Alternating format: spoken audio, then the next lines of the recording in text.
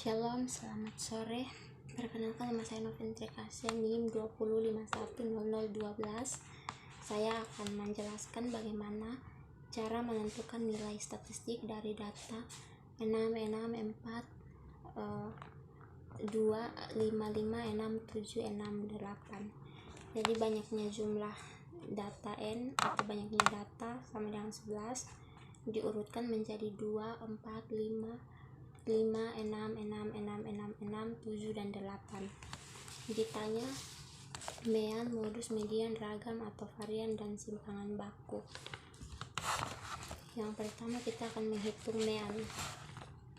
Hitung mean menggunakan rumus sebagai berikut. X bar sama dengan sigma I sampai N untuk X1.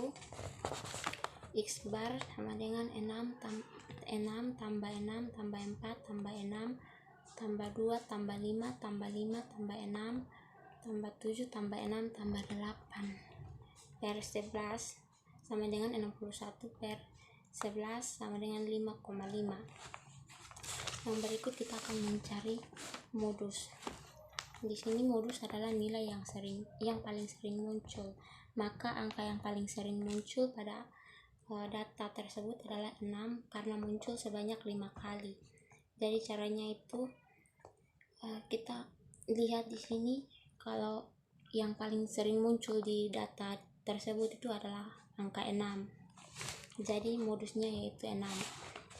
Yang berikut median. Median yaitu cara untuk menentukan letak tengah atau nilai tengah. Setelah disusun menurut nilainya, median dilambangkan dengan ME. Di sini datanya ada 2, 4. Di sini kita mengurutkan dari 2, 4, 5, 6, 5, 5, 6, 6, 6, 7, 8. Jadi cara mendapatkan median itu dengan cara banyaknya data dibagi dengan 2. Jadi banyaknya data itu 11 dibagi dengan 2 menjadi 5,5. Jadi hitung dari depan 5 belakangnya 5. Jadi hasil titik tengahnya itu ada di angka 6. Jadi mediannya adalah 6. Yang berikut ragam. Rumus dari ragam yaitu S pangkat 2 sama dengan X1 kurang X bar pangkat 2 tambah Xn kurang X bar pangkat 2. Di sini saya membuat sebuah tabel yaitu nilai dan juga frekuensi. Jadi nilainya 2, frekuensinya 1, terus nilai 4, frekuensinya 1, nilai 5, frekuensinya 2, nilai 6, frekuensinya 5, nilai 7, frekuensi 1, nilai 8, frekuensi 1. Jadi totalnya ada 11. Yang berikut S pangkat 2 sama dengan 2 kurang 5,5 pangkat 2 tambah 4 kurang 5,5 pangkat 2 tambah 5 kurang 5,5 pangkat 2 tambah 6 kurang 5,5 pangkat 2 dan seterusnya sampai 8 kurang 5,5 pangkat 2 per 11. Jadi hasilnya sama dengan 2,13. Yang berikut simpangan baku. Untuk simpangan baku rumusnya sama dengan varian tetapi menggunakan akar. Jadi rumus simpangan baku yaitu S sama dengan akar sigma X kurang X bar pangkat 2 per N. X bar sama dengan sigma X1 per N. Jadi S sama dengan akar S pangkat 2, S sama dengan akar 4,8, S sama dengan 2,190. Yang berikut kita masuk pada nomor yang kedua yaitu sebutkan perbedaan uji T dan uji Z. Lalu buatlah masing-masing satu contoh tentang uji T dan uji Z. Jadi perbedaan antara uji T dan uji Z adalah uji Z adalah uji hipotesis statistik yang mengikuti distribusi normal, sedangkan uji T mengikuti distribusi T atau siswa.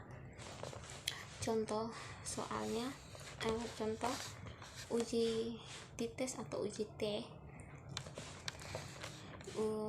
Apa itu uji T? Uji T adalah salah satu teknik dalam uji komparasi atau uji banding. Uji T digunakan untuk mengetahui apakah perbedaan rata-rata dari sampel yang diambil. Syarat data untuk uji T adalah sebagai berikut. Yang pertama itu data merupakan data kuantitatif, dan yang kedua itu data berdistribusi normal. Yang berikut yang akan dibahas hari ini yaitu uji T satu sampel. Rumus uji T satu sampel yaitu T sama dengan X bar kurang rata-rata populasi per simpangan baku sampel per akar pangkat N atau banyaknya data. Di sini contoh soal uji T. Jika diketahui nilai rata-rata uji statistika adalah 67 dengan simpangan baku 14, suatu metode pembelajaran baru dilakukan dengan harapan mampu meningkatkan kemampuan mahasiswa. Setelah diberikan tes kepada 13 mahasiswa, diperoleh rata-rata 71 dengan simpangan baku 11. Apakah kita bisa mengatakan kemampuan mahasiswa terpenuhi? Dari soal tersebut kita bisa mengetahui bahwa rata-rata populasinya itu sama dengan 67, lalu banyaknya data itu ada 13, lalu rata-rata sampelnya 71, dan simpangan baku sama dengan 11. Penyelesaian dengan uji hipotesis. Yang pertama, HO sama dengan rata-rata populasi kurang dari 67 karena kemampuan statistika siswa tidak meningkat. Yang kedua, H1 sama dengan rata-rata populasi lebih dari 67 karena kemampuan statistika siswanya meningkat. Yang kedua, taraf signifikan sama dengan 5%. Yang ketiga, uji statistika yang digunakan T sama dengan rumusnya T sama dengan X bar kurang T sama dengan rata-rata sampel kurang rata-rata populasi bagi simpangan baku sampel per banyaknya data atau N sama dengan 71 kurang 67 per 11 atau akar pangkat 13 sama dengan 4 per 3,05 sama dengan 1,31. Yang berikut daerah kritikan. Jika T hitung lebih dari tabel maka HO ditolak. DB sama dengan N kurang 1 sama dengan 13 kurang 1 sama dengan 12. T tabel dengan DB 12 dan taraf signifikan 5% diperoleh T tabel sama dengan 1,782 karena T hitung sama dengan 1,31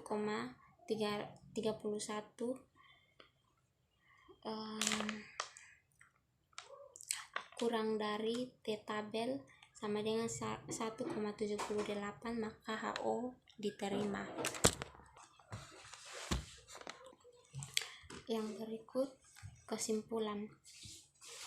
HO diterima artinya kemampuan statistika siswa tidak atau belum meningkat. Yang berikut kita masuk pada contoh soal yang kedua yaitu uji set satu sampel.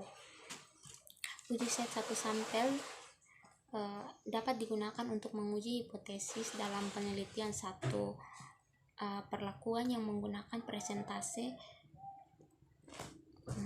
Adapun langkah-langkah pengajuan yaitu yang pertama uji normalitas data, yang kedua tentukan hipotesis yang akan diuji, yang ketiga tentukan nilai hitung dan Z tabel. Yang keempat, tentukan kriteria uji dan kesimpulan. Rumus yang digunakan dalam uji set adalah Z hitung sama dengan X per N kurang P bagi akar pangkat P dalam kurung 1 kurang P per N. Yang berikut, rumus yang kedua, Z tabel sama dengan Z dalam kurung 1/2 kurang alfa. Keterangan di sini, X sama dengan banyaknya data kategori hipotesis, sedangkan N banyaknya data dan P proporsi pada hipotesis. Contoh soal soalnya yaitu setelah dilakukan proses pembelajaran mengajar pada pelajaran statistika, dilakukan tes terhadap 40 siswa dan memperoleh datanya. Pembelajaran dikatakan efektif jika yang dapat nilai tes 70 ke atas mencapai minimal 70% dengan menggunakan alfa 5%. Pertanyaannya, apakah pembelajaran tersebut efektif?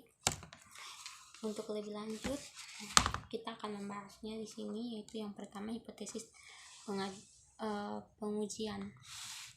Dari perhitungan di atas, yang menjadi nilai tes lebih besar atau sama dengan 70 sebanyak 21 siswa hanya 50 atau hanya 52,5%, sehingga diduga bahwa pembelajaran statistika in edu belum efektif karena kurang dari 70%.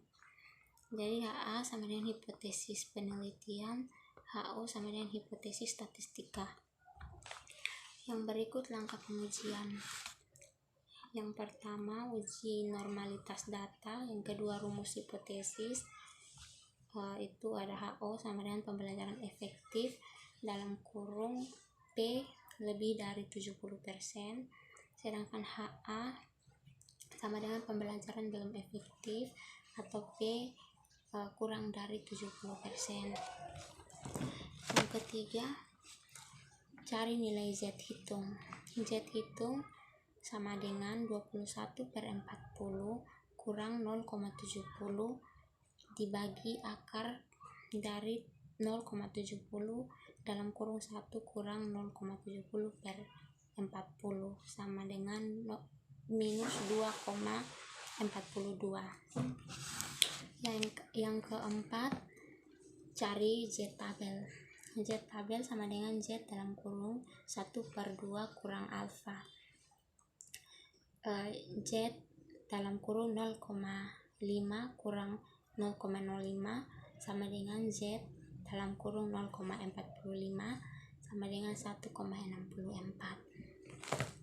Jadi kesimpulannya, karena Z hitung sama dengan min 2,24 kurang dari Z tabel sama dengan min 1,64, maka HO ditolak.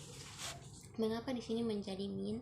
Karena melihat dari kriteria pengujiannya, maka artinya untuk tingkat kepercayaan 5%, pembelajaran statistik in edu belum efektif. Demikian hasil presentasi saya yang sudah saya bagikan. Sekian dan terima kasih. Shalom, selamat sore.